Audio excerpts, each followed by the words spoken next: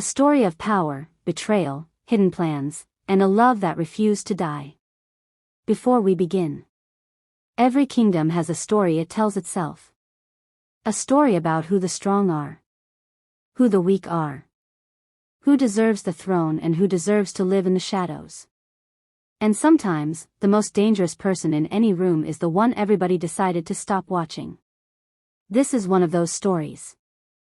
Subscribe to this channel before you go 1 second further.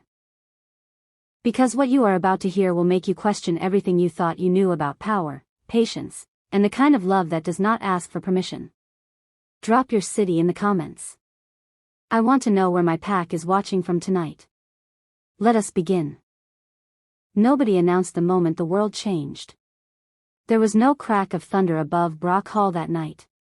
No omen written in the heavy autumn sky. The great torches along the assembly corridor had been burning since sundown, and the smell of cedarwood smoke moved through every corridor of the palace like it always did on moon assembly nights, warm and sharp and familiar. Kathy Hines had spent the afternoon reviewing border contracts. She had been doing that a great deal lately. Reviewing things. Checking things. Looking at numbers that did not quite add up the way they should, and then looking at them again because she was the kind of woman who trusted her own eyes more than she trusted anyone's explanation. She was 29 years old. She had rich brown hair she wore half pinned, half falling, because she had never cared much for the kind of perfection that required 2 hours in front of a mirror. Her gown that night was silver white, beaded at the sleeves, cut simply but well, the kind of dress that made people look twice not because it was trying to be noticed but because the woman inside it clearly was not trying to impress anyone. She wore a single necklace. Silver chain, small pendant, a crescent moon. A gift from her mother before her mother passed. She had no idea that tonight, it would be the detail that one particular man in a crowd of hundreds would fix his eyes on and think. She does not know yet. She does not know that I have already made my move. And she had no idea that she was about to prove him completely wrong. The Moon Assembly was the largest gathering of the year in Brock territory. Every high-ranking family came. Every elder. Every allied pack leader from the surrounding regions.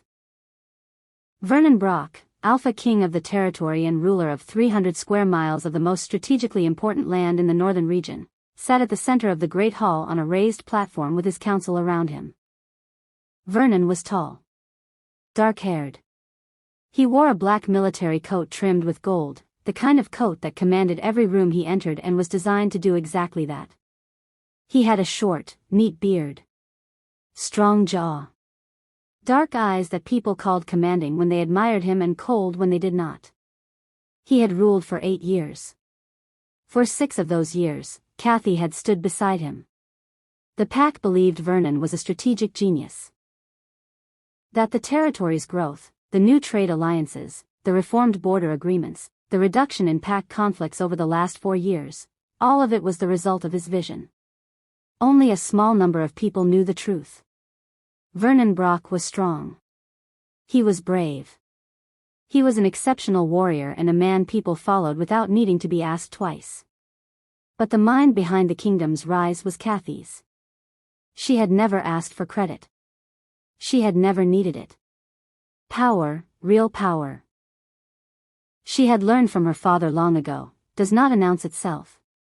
It simply works. She arrived at the assembly hall at the same time she always arrived. 15 minutes before Vernon. She greeted the elders she knew by name, checked the seating arrangements Dorothy had prepared, and found the position near the east wall where she always stood during large gatherings, close enough to observe everything, far enough from the main platform that people forgot she was watching. Dorothy Marsh, Kathy's most trusted ally inside the palace, appeared at her shoulder. Dorothy was 53, wide-shouldered, with silver-streaked hair cut bluntly to her jaw. She had been managing the palace household for 19 years and had a gift for noticing things that other people missed. Dorothy, the council is up to something. Kathy did not look at her. Kathy, they are always up to something. Dorothy, not like this. Stout Splawn arrived 2 hours early. He has been in the East Chamber with Pompey and 2 men I do not recognize. And Vernon has not come from his usual preparation room tonight. He came from the South Tower. Kathy was quiet for a moment. The South Tower was where Vernon went when he wanted to speak to someone without being observed. Kathy. How long has the woman been inside the palace? Dorothy paused. A beat too long. Dorothy, 3 weeks. 3 weeks. Not 3 days. Not 1 week. 3 weeks. Kathy looked down at her hands. At the small crescent moon pendant resting against her collarbone. She breathed in slowly through her nose, and she breathed out the same way, the way her father had taught her to manage the moments when the ground shifted underfoot. And then she straightened. Because she already knew, in the way that a woman who has spent 6 years learning to read power in all its forms always knows, that something was about to happen tonight that was designed to break her. And something else was settling into place behind her ribs, not grief, not rage, but clarity. She had been looking for the final piece of a puzzle for 11 months. She thought she had just found it. Vernon entered the hall. The room shifted the way it always shifted when he walked into a space. Eyes turned. Back straightened.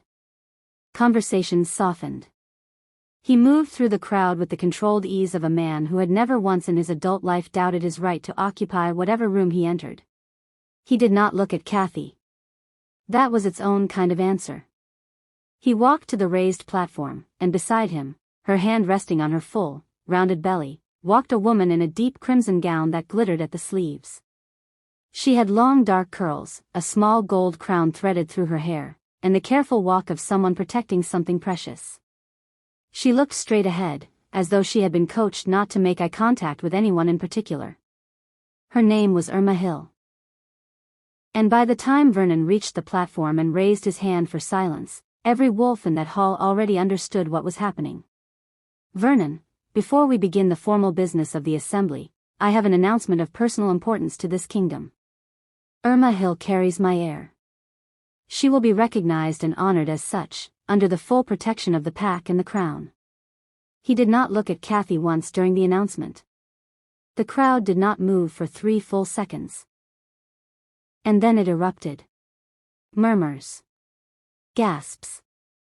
The sound of people turning to each other with the particular electric energy of a scandal delivered publicly and officially, with nowhere for anyone to hide from it. Every eye in the hall, at some point in those first few seconds, found Kathy Hines. They were waiting. They wanted tears. They wanted a break in her composure. They wanted the Luna to shatter publicly, visibly, in a way that would give them something to speak about for years. Stout Splawn. Silver-haired, impeccably dressed in dark blue formal robes, stood 3 positions to Vernon's left on the council tier and lifted his wine glass slightly. An almost imperceptible motion. A small, private toast to himself. Kathy Hines smiled. Not a collapsed smile. Not a performance. Not the kind of smile a woman puts on when she is dying inside and has decided no one will know it.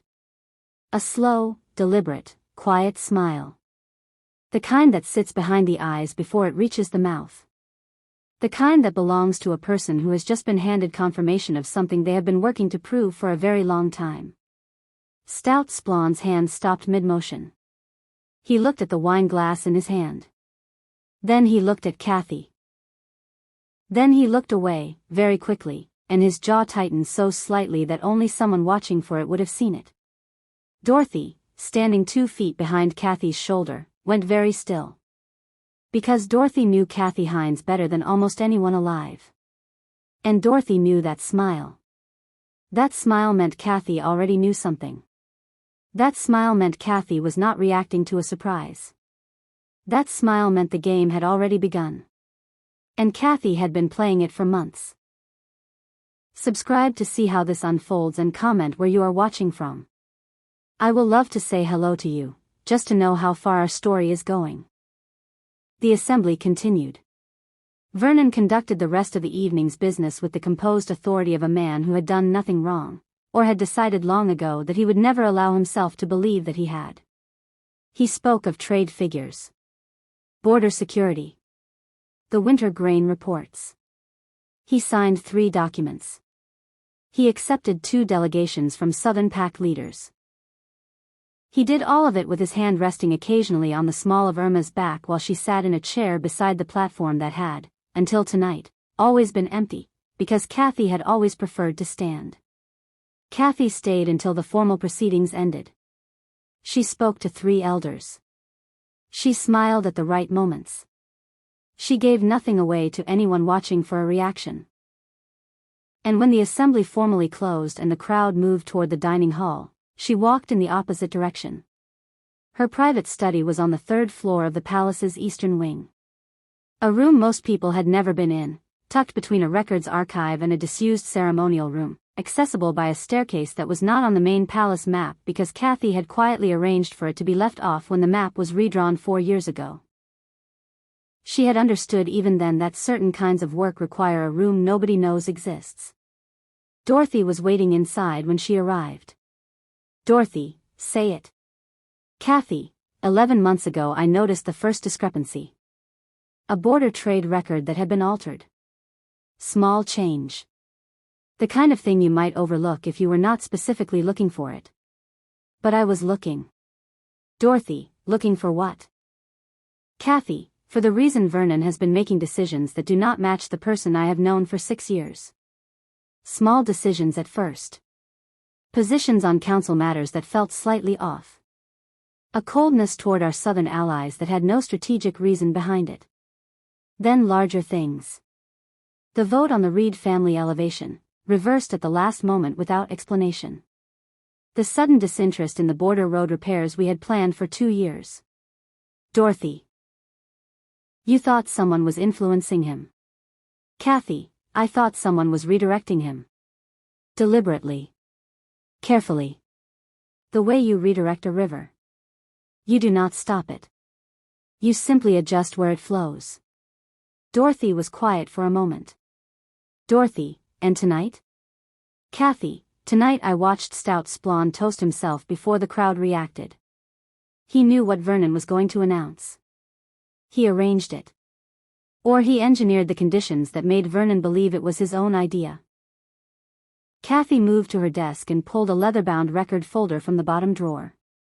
It was thick.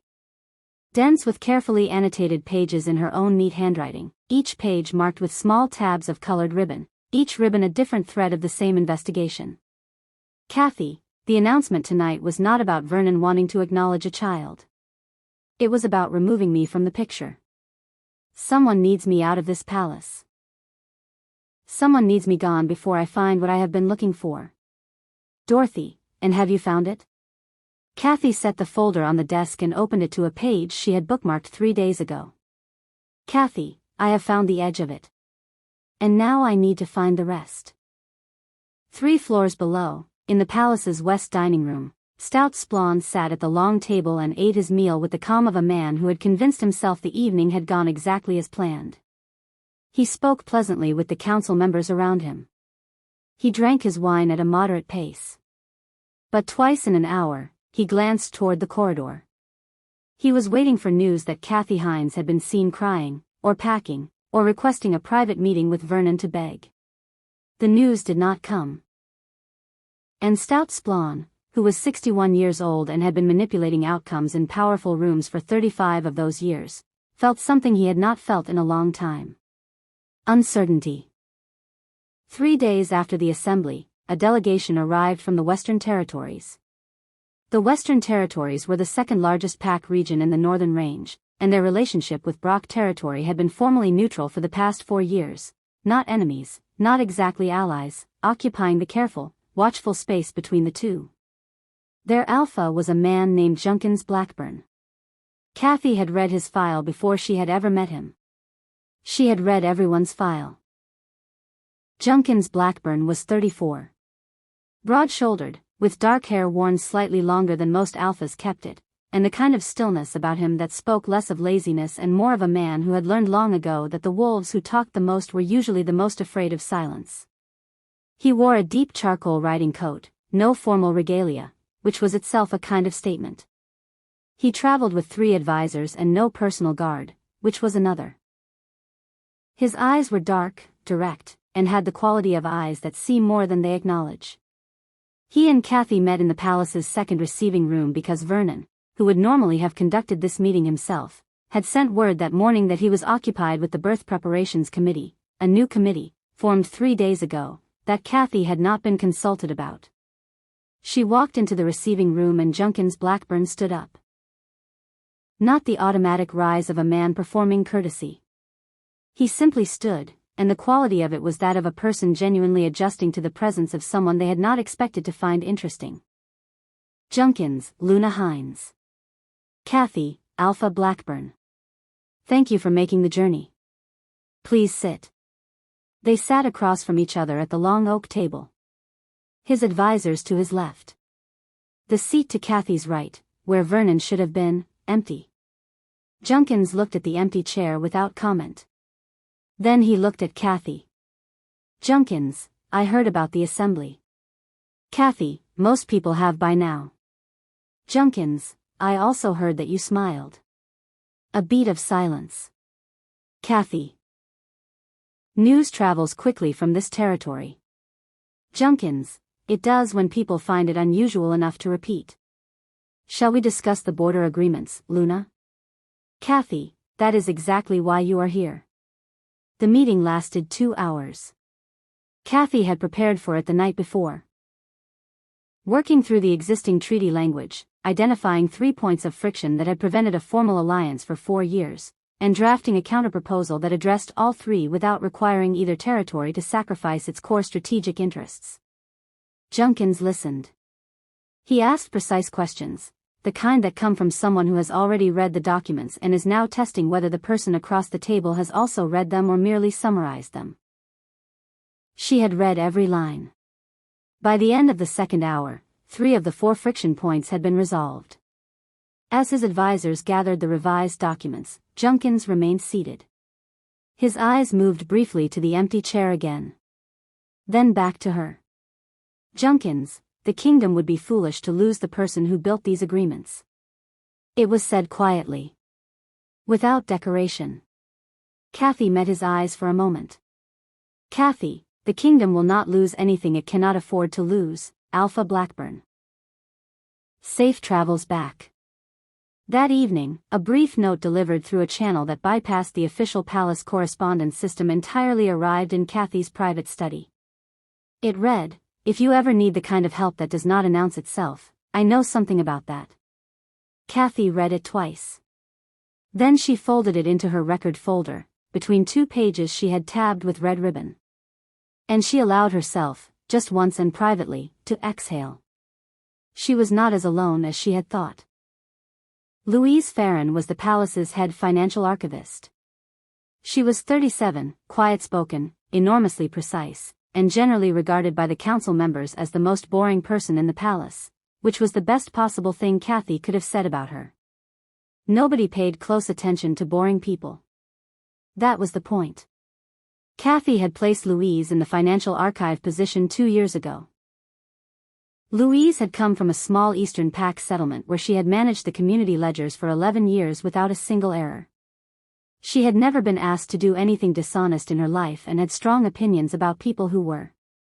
She arrived at Kathy's study at dawn on the 8th day after the assembly, carrying a leather satchel and the expression of a person who has found something they were not entirely prepared to have found. Louise. I need you to look at these before anyone else does. She laid 4 documents on the desk. Treasury records. Quarterly allocation reports for the past 14 months, each one signed by the council treasurer and countersigned by the senior council authority, Stout Splawn. Kathy studied them for 12 minutes without speaking. The numbers were, at first glance, unremarkable. Standard figures. Nothing obviously wrong. But Kathy had spent 6 years reading these documents and she understood the rhythm of them the way a musician understands tempo, and there was a rhythm in these 4 pages that was wrong. Funds were being moved. Not stolen, exactly. Reclassified. Shifted from one designation to another in ways that were technically legal but practically obscure, the kind of thing that required specific knowledge of exactly where to look and what to look for. Kathy, how much? Louise, over 14 months. Enough to fund a private operation. Significant payments to names I cannot trace through any official record. And one account that receives regular deposits from a secondary source that does not appear anywhere in the kingdom's official income records. Kathy, whose account?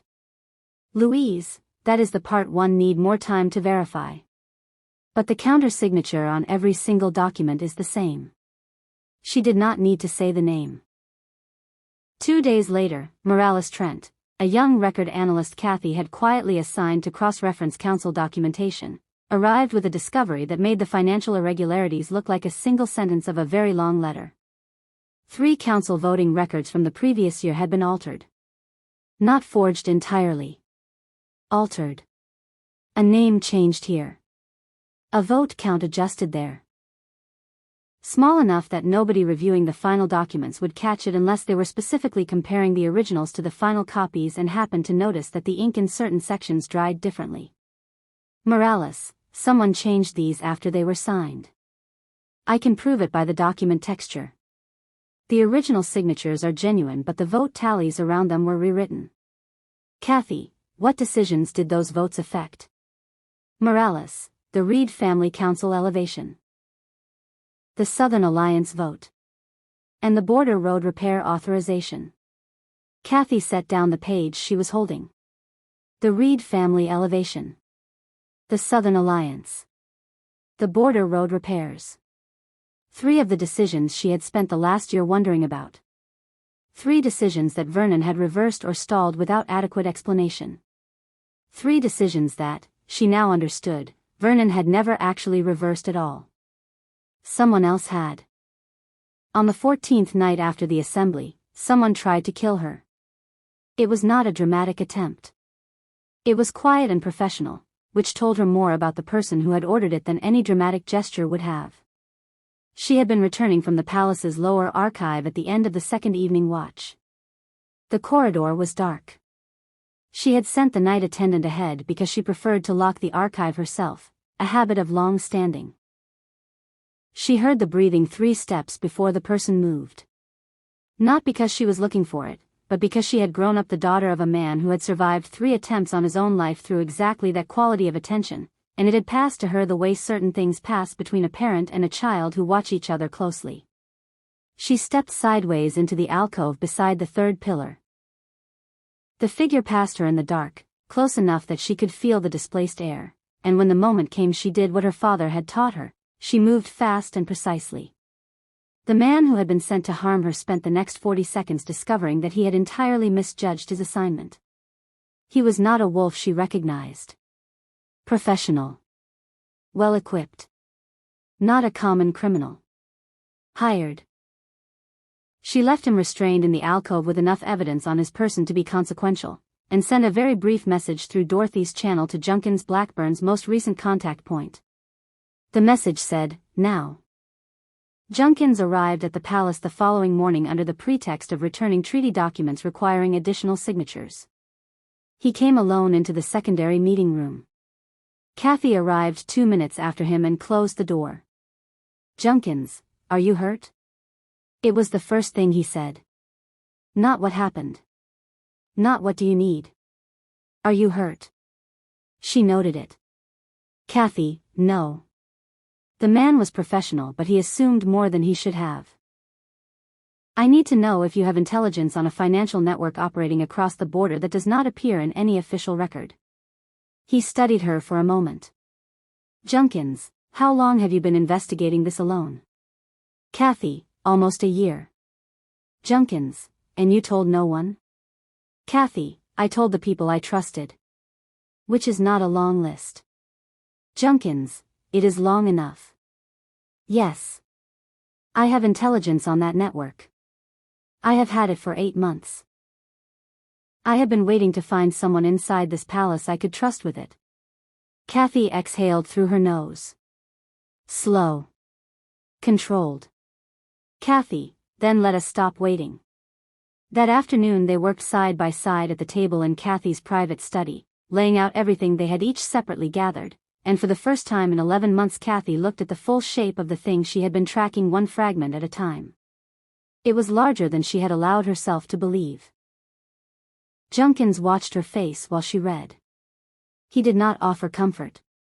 He did not fill the silence. He simply remained present, in the steady, unhurried way of someone who understands that some moments require space more than words. When she finished, she sat back. Kathy, he has been inside the council for 6 years. Moving quietly. Building quietly. Every decision he redirected, every vote he altered, every piece of money he reclassified, it all leads to one outcome. Junkins, he wants the kingdom unstable enough that a new authority can step in and reshape the governance structure.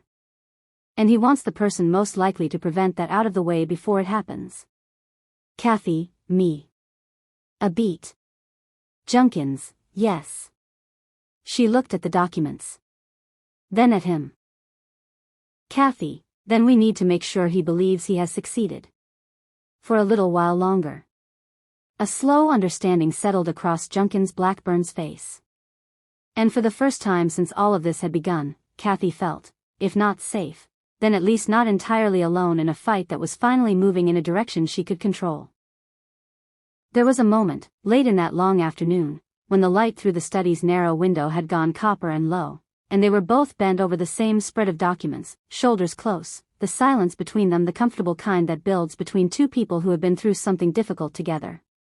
Junkins reached across to point at a notation in the ledger, and his hand brushed hers briefly, and neither of them said anything about it.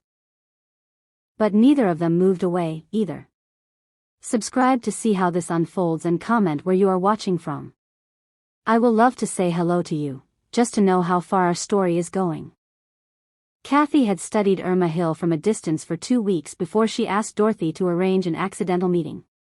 She did this because she was careful, and because 6 years of reading people in high-stakes political environments had taught her that the person everyone agrees is the villain is very rarely the story's actual source of danger.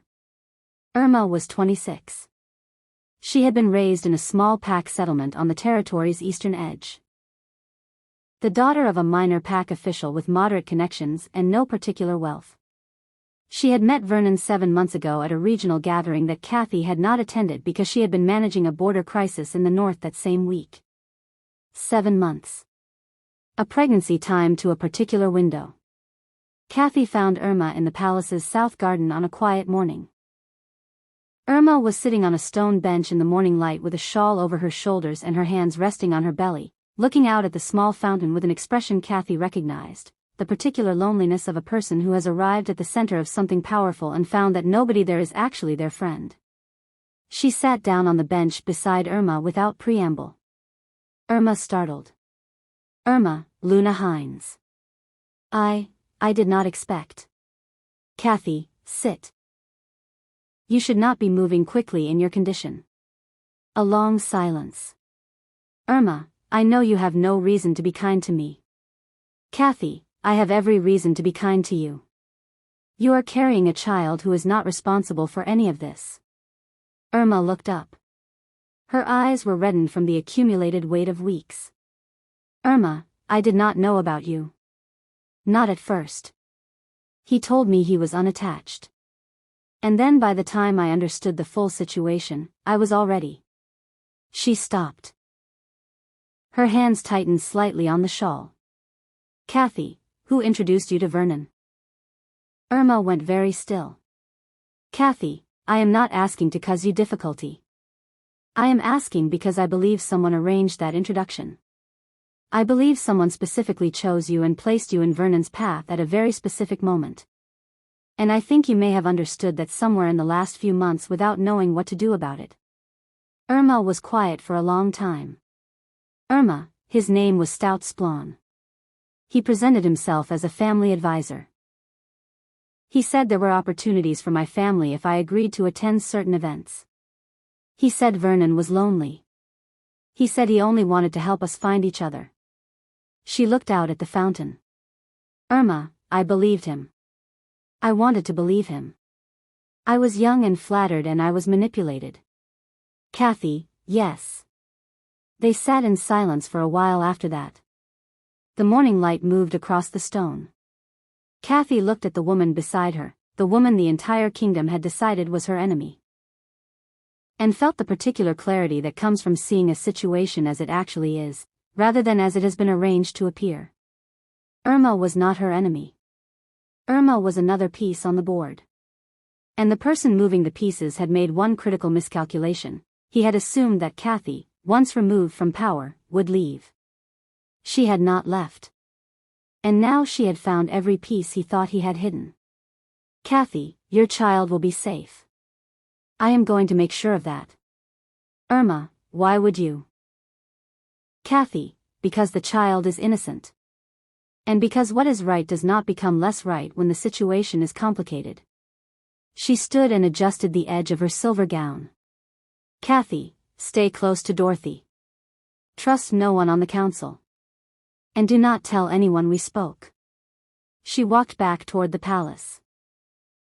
Behind her, Irma watched her go with an expression that was equal parts astonishment and something that would, with time, grow into the kind of loyalty that does not need to be asked for. 3 weeks after the assembly, the first public fractures appeared. They began, as all political fractures do, quietly. A conversation at the wrong dinner table.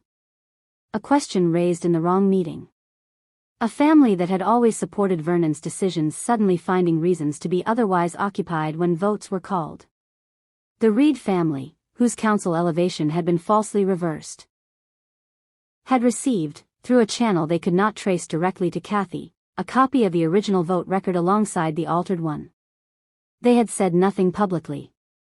But they had begun to speak to other families. Taylor Batts and Morales Trent, the 2 young analysts who had found the forged documents, were now working full days in a secured section of the palace archive that Kathy had opened using an old authorization code that predated Stout's council appointment. They were finding more. A pattern of altered records going back 5 years. Small decisions, each one insignificant in isolation, collectively amounting to a systematic reshaping of how power was distributed inside the kingdom. Stout Splawn had been stealing authority one small piece at a time for half a decade. Not money, primarily. Power. He had spent 5 years ensuring that every major decision Vernon made passed through his hands first. He had built relationships with the right advisors. He had quietly removed the ones who were too observant. He had positioned himself as the indispensable center of the council's operations, the man who understood how everything worked, who could not be removed without the whole apparatus falling apart. It was elegant work. It was long work. It was the work of a man who was very patient and very dangerous. And it was, Kathy now understood, the reason Vernon had been changing for 4 years. Vernon had not abandoned his own judgment. Vernon's judgment had been systematically replaced. Pompey Yates had been Vernon's personal aide for 6 years. He was quiet, efficient, and had always seemed, to anyone who observed him from a distance, to be simply part of the furniture of the king's daily routine. Present everywhere. Noticed nowhere. He came to Kathy's study at the 3rd evening hour with the walk of a man who has decided something he has been avoiding deciding for a very long time. Pompey. I have been feeding Stout information about your movements for the past 3 months. He asked me to watch you. I agreed because I was afraid of what he would do to my family if I refused. He set a folded letter on Kathy's desk. Pompey, that is every report I gave him. Every one. I kept copies because I was not certain, even then, that I was on the right side. But I am certain now. Kathy, does Stout know you are here?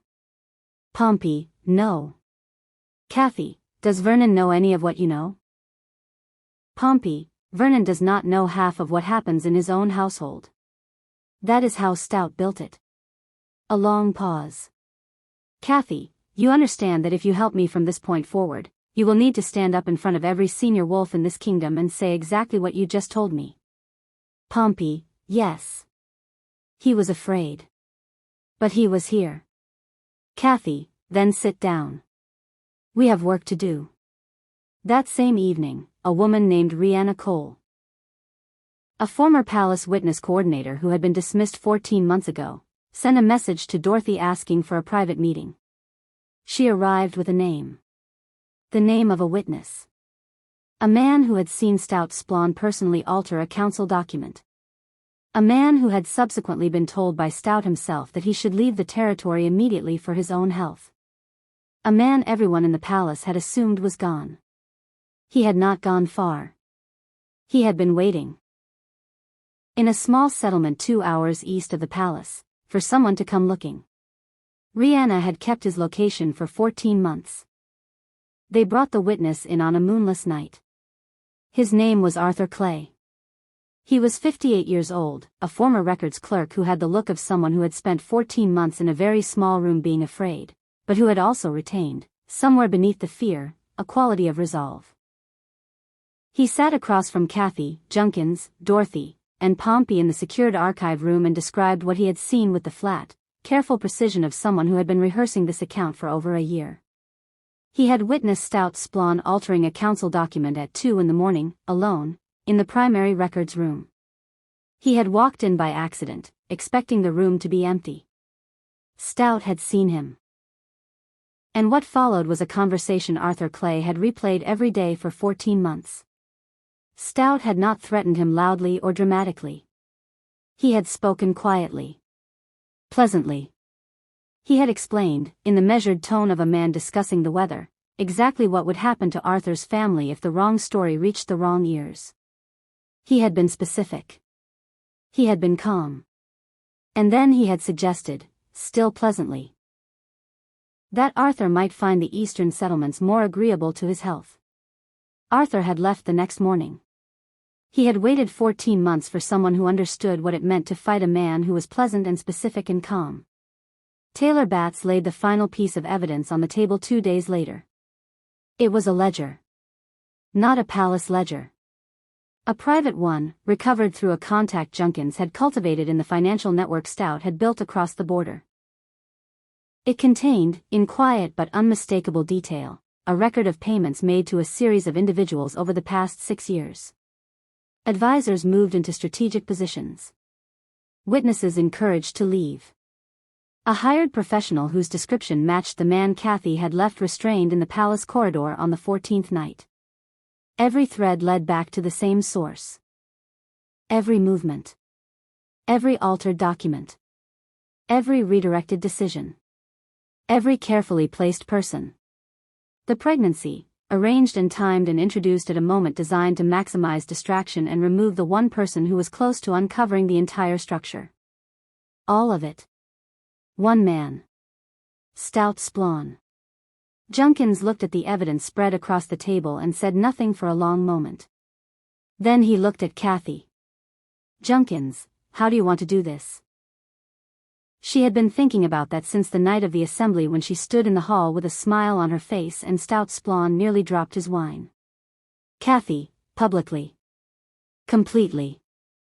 In front of every alpha and elder this territory can reach. No private deals. No managed outcomes. Everyone sees everything at the same time. Junkins, it is the most dangerous approach. Kathy, it is the only one he cannot survive. He built his power in the dark. The only thing that ends it is the light. A pause. Junkins, and Vernon? Kathy was quiet for a moment. She looked at the wall, at nothing in particular, in the way people look when they are sorting through something they have not yet finished sorting. Kathy, Vernon was manipulated. He was redirected and isolated and managed by someone he trusted for 6 years, and he did not see it because he was never meant to see it. That does not erase every choice he made. But it changes what those choices mean. Junkins. And what does it change for you? A long pause. Kathy, I will tell you that after the tribunal. He nodded slowly. Waiting, the way he always waited, without pressure and without filling the silence. And in the space between them, something shifted. Something small and warm and careful, the way things shift between two people who have been through something hard together and have arrived at the other side still standing. Neither of them said anything about it. Not yet. The days before the Grand Moon Tribunal were the hardest. Not because of the evidence was complete and documented from 4 independent sources. Not because of the logistics, Kathy had spent 6 years managing logistics that other people found impossible, and she had learned to find a particular cold focus in complicated arrangements. The hardest part was Vernon. He found her in the garden on a Tuesday morning. The same garden where she had sat with Irma 3 weeks before. He had the look of a man who had been sleeping badly and thinking heavily and had arrived at something he needed to say before he was entirely ready to say it. He sat on the bench across from her. He was still in his military coat, which meant he had come here directly from a morning meeting without changing, which meant he had not planned this conversation. She waited. "Vernon, there are things I am hearing. About Stout. About the council records. About an investigation that has been running for 11 months that I somehow knew nothing about." "Kathy, yes." "Vernon, you did not come to me." "Kathy, if I had come to you, Stout would have known within 24 hours. He had placed someone in your household to report your conversations. He had been doing it for over a year." The silence was very long. "Vernon, Pompey." "Kathy, Pompey came to me of his own choosing. He is on the right side of this now." Vernon looked at his hands. Then out at the fountain. Then back at her. "Vernon, how much of the last 4 years was him?" "Kathy, more than you want to know." "Vernon, tell me." She did. She sat in the garden for 45 minutes and told him everything, beginning to end, in the same clear, measured voice she used when reviewing border contracts, because the discipline of that voice was the only thing that kept the grief of it from showing in a way she was not ready for. Vernon listened. He did not interrupt. He did not defend himself. He sat there and received everything she said with the particular stillness of a man watching the architecture of his own last 4 years come apart at the foundations. When she finished, he was quiet for a very long time. "Vernon, the announcement. At the assembly. Kathy, Stout's arrangement.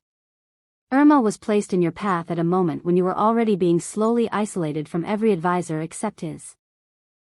You did not fall in love with her. You were guided to her." Another silence. "Vernon, and you knew all of this and you smiled." She looked at him. "Kathy, I smiled because watching Stout toast himself before the crowd reacted told me he had planned the announcement.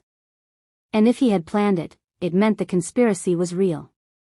It meant I had not been wrong for 11 months. It meant I had finally found what I had been looking for." Vernon closed his eyes. When he opened them again, something in his face had changed. Not guilt entirely, though that was there. Something deeper, the particular ache of a person looking at what they nearly allowed to slip through their hands while they were looking somewhere else. "Vernon, I am sorry, Kathy." She looked at him. At the man she had stood beside for 6 years, who had been used and redirected and isolated until he became a version of himself that neither of them fully recognized. "Kathy.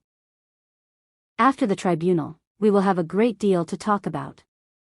But one thing at a time." She stood and straightened her gown. "Kathy, the tribunal is in 4 days. Be ready." She walked away. Vernon sat on the stone bench in the morning light and stared at the fountain for a long time after she was gone. The Grand Moon Tribunal was held on the 7th day of the harvest moon. Every senior alpha from the surrounding territories had been formally summoned. Every elder within Brock territory attended. The great hall of the palace, which had held the assembly 6 weeks ago, was configured differently now. The platform moved to the north end. The seating arranged in the semicircular pattern reserved for formal legal proceedings. 300 wolves in one room. Vernon stood at the platform, as Alpha King. Beside him, to his left, Kathy Hines, dressed in silver white with the crescent moon pendant at her throat and her hair pinned with the particular precision of someone who has dressed carefully for a purpose. To Vernon's right, the council, arranged in their formal positions. Stout Splawn stood among them. Silver-haired, impeccably dressed, still wearing that calm, polite expression that had worked in every room he had ever been in for 35 years. He did not yet know that every exit from the building had been quietly covered since dawn, by individuals Junkins Blackburn had arranged over the previous week, each one briefed, each one in position, each one waiting. Vernon opened the tribunal and spoke for less than 3 minutes. He outlined the purpose of the gathering. A formal review of council records and governance conduct, elevated to tribunal level at the request of multiple senior families and documented by independent record. Stout's expression remained pleasant throughout. Then Vernon said, "Vernon, I yield the floor to Luna Hines, who will present the findings." Kathy walked to the center of the floor. The hall was completely silent. She looked out at 300 faces. Some curious, some skeptical, some already beginning to understand that this was not a routine review, and she thought, briefly and privately, of her father's voice. Power does not announce itself. It simply works. And then she began. She worked methodically and completely, moving through the evidence in the order it had been assembled. Each piece introduced in sequence. Each source confirmed by the name of the person who had found it. Each claim supported by the physical documents that Morales and Louise placed on the record table as she spoke. The altered council records. The forged vote tallies. The false reversals of the Reed elevation, the Southern Alliance, the border road authorization. The financial reclassification network. The private ledger. The payments. The hired professional whose description matched the man from the palace corridor, who was still restrained in a room 3 floors up, 2 of Junkins's people sitting with him for 5 days. The 13-month manipulation of Vernon's household through a planted informant. The arrangement of Irma Hill's introduction through staged social circumstances. The systematic removal of every advisor inside the palace who was too observant. Arthur Clay stood and confirmed what he had witnessed. Pompey confirmed his own testimony. Louise confirmed the financial records. Morales confirmed the document analysis. Rihanna confirmed the provenance of Arthur's location and the conditions of his departure. The hall, which had been silent at the beginning, had grown into a different kind of silence as the presentation progressed. The kind of silence that is not absence of sound but accumulation of understanding. The kind that fills a room like water filling a vessel, slow, and then all at once. Stout Splon's pleasant expression lasted longer than it had any right to. It lasted through the financial records. It lasted through the forged documents. It lasted, even, through Arthur Clay's testimony, though the quality of it had changed, the way the surface of water changes when something cold moves beneath it. It finally broke when Kathy placed the private ledger on the record table and read, aloud and in full, the entry that documented a payment made 3 weeks before the Moon Assembly, to a professional operative for services related to the internal management of a palace security concern. The hall erupted. Not into chaos. Into the particular controlled fury of 300 people who have just understood that they have been governed, in part, by a lie for 5 years. Stout turned toward the east exit. Junkins Blackburn stepped into the gap at the same moment, with 2 of his people behind him, and the expression on Junkins's face was not dramatic or theatrical. It was simply final. "Junkins, sit down." Stout sat down. The tribunal deliberated for 2 hours. When it returned, the ruling was unanimous. Stout Splon was removed from the council with immediate effect, his assets and authority suspended pending full legal proceeding, and a formal record of his actions entered into the regional archive, the kind of record that follows a name across every territory in the Northern Range. Every decision he had altered was restored to its original outcome. The Reed family elevation was confirmed. The Southern Alliance was ratified. The border road repairs were authorized. As the ruling was announced, Kathy stood at the front of the hall and said nothing. She did not need to. 300 wolves had just watched 6 years of one man's quiet, careful theft of power taken apart, piece by piece, in full public view. The light had reached every dark corner. It was finished. Subscribe to see how this unfolds and comment where you are watching from. I will love to say hello to you, just to know how far our story is going. In the days after the tribunal, the kingdom shifted. Not dramatically. Not all at once. The way kingdoms shift when something fundamental changes, slowly, the way that morning comes, not with a single moment but with a gradual transformation of everything the light touches. Irma Hill delivered her child 7 weeks after the tribunal. A daughter.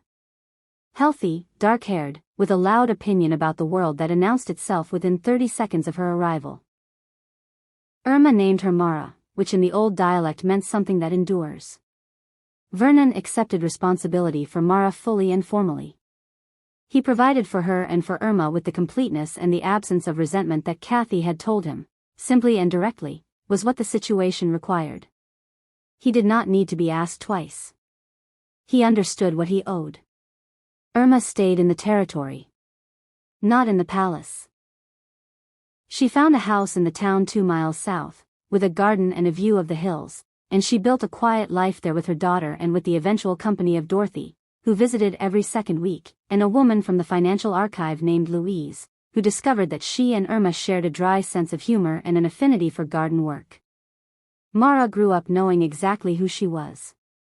Taylor Batts and Morales Trent were formally appointed to the council's new oversight committee. A body that had not existed before the tribunal, designed specifically to ensure that what Stout had done would be structurally impossible to repeat. Pompey was reassigned to a position that required his particular skills and placed him nowhere near sensitive council information. He performed his new role with the earnestness of a person who had decided that the rest of his professional life would be spent being unambiguously trustworthy. Rhianna Cole was reinstated with a full record correction and an apology, which she received with the dignified composure of someone who had known it was coming for 14 months and had merely been waiting for the right moment. Arthur Clay came home. Vernon and Kathy had 3 conversations in the month after the tribunal. The first was about the kingdom. About the decisions that needed to be remade, the alliances that needed to be rebuilt, the council structure that needed to be redesigned. It was long and productive, and in it they were exactly what they had been at their best for 6 years. The second conversation was harder. It was about the 6 weeks between the assembly and the tribunal. About Irma, and what Vernon had believed he felt, and what had been genuine feeling versus what had been the result of years of careful isolation from his own judgment. It was not comfortable. They did not resolve everything. But they said the true things. And sometimes that is the only beginning that works. The third conversation was the shortest. Vernon said, "I would like to try to earn this back. Not claim it. Earn it." Kathy was quiet for a long moment. Then she said, "I know." And that was enough, for then. She did not give him an answer that day. She was not ready. And she was no longer the woman who gave things before she was ready, to people who had not shown they could hold them.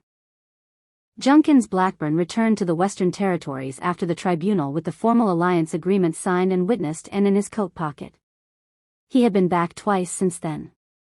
The first time was for a formal border review meeting that lasted, as these meetings sometimes do, longer than the agenda required. The second time was less formal. He came in the early evening and they walked the length of the palace's south garden without a particular destination, talking about things that people talk about when they are not pretending to only be talking about politics. He told her about the Western Territories. About the quiet work he had been doing there for 8 years, the kind that does not announce itself, the kind she understood. She told him about her father. About the lessons given in that patient, early-rising way. The way a person teaches someone they trust rather than someone they are simply instructing. When the garden walk ended at the north gate, they stood for a moment in the last of the evening light. "Junkins, I will be back in 3 weeks for the Eastern Commission review." "Kathy, I will be here." A pause. The kind that holds more than what is said. "Junkins, you should know that I have been thinking about you fairly constantly since approximately the 2nd hour of our first meeting." She looked at him. He looked back, with those direct, unhurried eyes, and said nothing more. He was a man who understood that some things are better said once and then left space for the other person to answer in their own time. She was quiet for a moment. Then, slowly, she smiled. Not the smile she had worn in the assembly hall, the precise and deliberate smile of a woman who had just found the final piece of a critical puzzle. This was something different. Something warmer.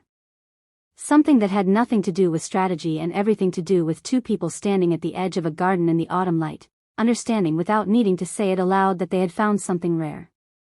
"Kathy, come back in 3 weeks, Junkins." We will see what there is to talk about. He walked through the north gate.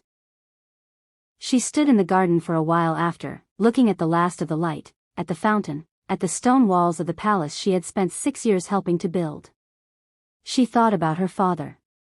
About power that does not announce itself. About the kingdom she had protected not because she had been asked to but because it was right. About the 6 years, and the 11 months of investigation, and the tribunal, and everything that came after. And standing there in the quiet of the evening, she understood something she had not quite let herself understand before. The kingdom was stronger now than it had ever been.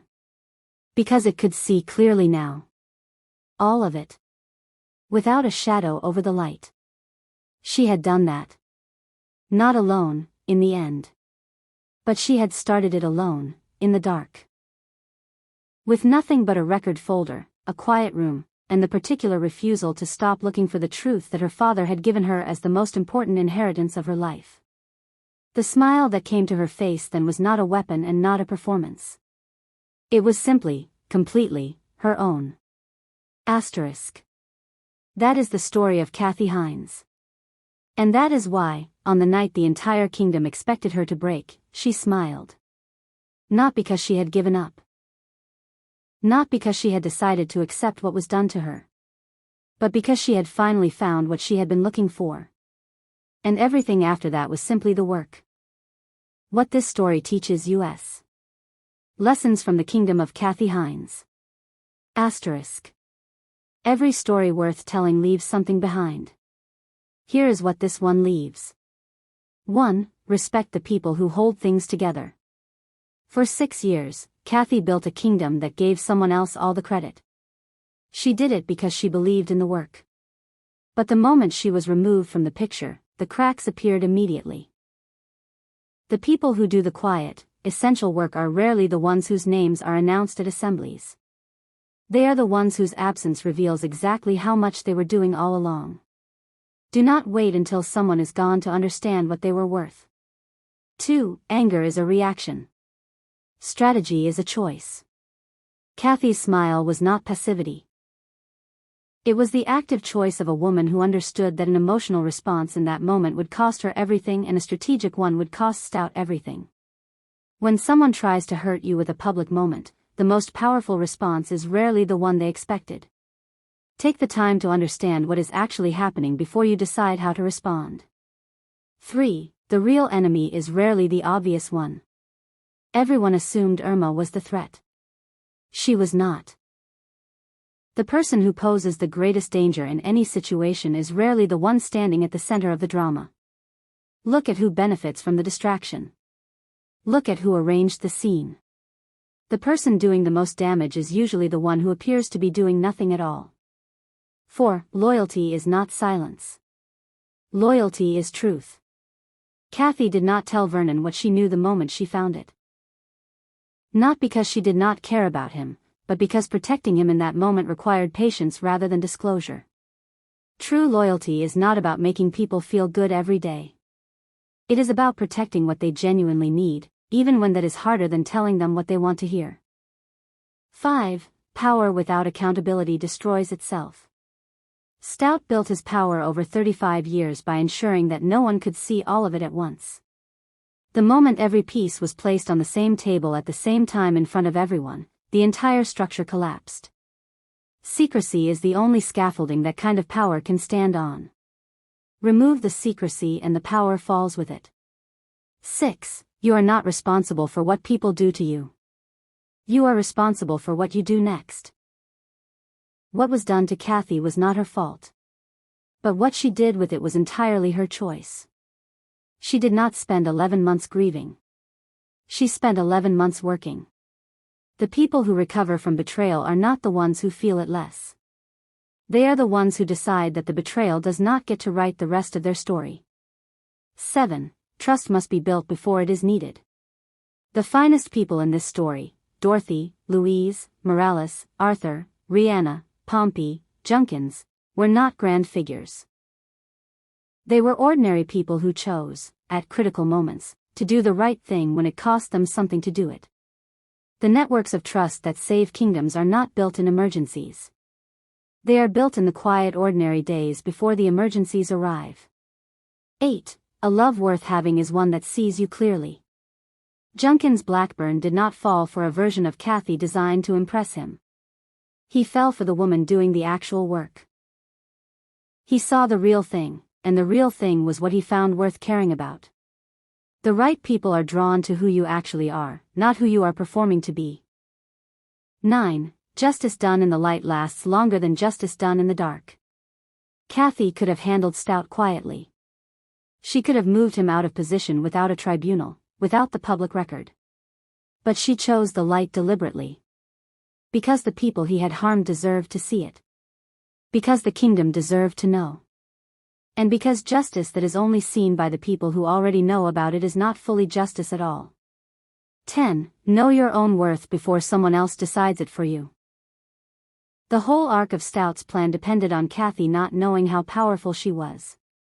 It depended on her believing that Vernon's public dismissal was a verdict about her value rather than a move in someone else's game. She did not believe that. She had never needed an audience to confirm what she knew about herself. And that self-knowledge was, ultimately, the single quality that Stout's entire operation was never able to account for. Asterisk. 6 years. 11 months. 1 tribunal. 1 smile. And a kingdom that finally understood what it had always had in its Luna. Thank you for watching. Subscribe, drop your city in the comments, and never stop believing that the quiet, patient people are often the most powerful ones in the room.